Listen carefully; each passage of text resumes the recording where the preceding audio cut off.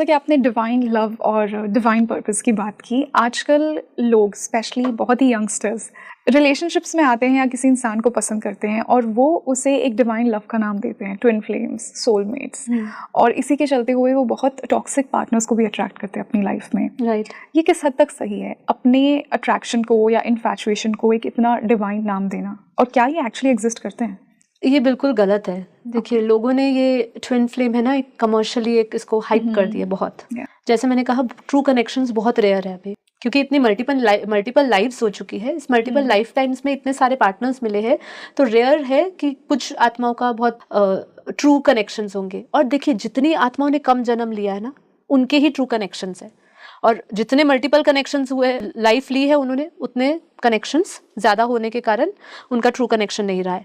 तो ये तो बिल्कुल गलत है कि अगर हम बोलें कि इन्फैचुएशंस या जो अट्रैक्शन के बेसिस पे वो उनको डिवाइन लव कह रहे हैं, वो डिवाइन लव नहीं है। दे हैव टू थिंक, उनको डिफाइन करना पड़ेगा, ये उनको खुद सोचना पड़ेगा। अगर वो ट्रू लव है तो क्या उसमें निस्वार्थ प्रेम है, उनके अंदर कोई ऐसा भाव है कि, मतलब प्रेम क्या होता है? प्रेम खाली पाना नहीं होता है, देने का नाम होता है। ये हमेशा हमें सिखाया गया है। ट्रू लव यही होता है, निस्वार्थ होता है, फ्रीडम दिया जाता है, सेल्फलेस, अनकंडीशनल लव, सेल्फलेस होता है। अब आप खुद सोचिए, अगर दो पार्टनर्स में प्यार है तो उसको बांधा क्यों जा रहा है, उसके ऊपर कंट्रोल क्यों किया जा रहा है?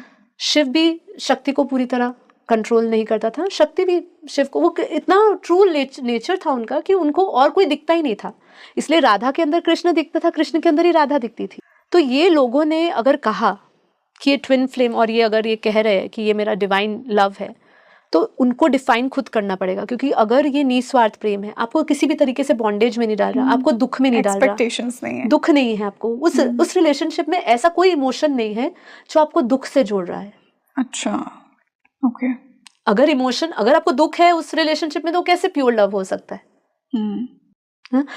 देखिए, अगर आपको प्योर लव ढूंढना है तो आपको, जैसे पार्वती ने शिव को पाने के लिए तपस्या करी, ऐसी आपको पार्वती बनना पड़ेगा, ऐसी आपको सीता बनना पड़ेगा, जैसा राम को उन्होंने प्रेम किया था, जैसे राधा ने किया था, जैसे मीराबाई ने किया था। विदाउट एक्सपेक्टेशंस, वो मिले ना मिले, मेरा तो वही है। तो इसीलिए पति को परमेश्वर भी कहा गया। जी बिल्कुल, क्योंकि जहाँ पे ट्रू कनेक्शन है, क्योंकि देखिए, शिव में से शक्ति निकली है, पुरुष में से प्रकृति निकली है, पुरुष में से प्रकृति, शिव में से शक्ति निकलना मतलब क्या है? मतलब उसका आधा अंग निकला है, इसलिए अर्धनारेश्वर बोलते हैं। शंकर पार्वती का जो कंबाइंड स्वरूप है वो अर्धनारेश्वर है। नारायण और नारायणी का जो है वो विष्णु स्वरूप है।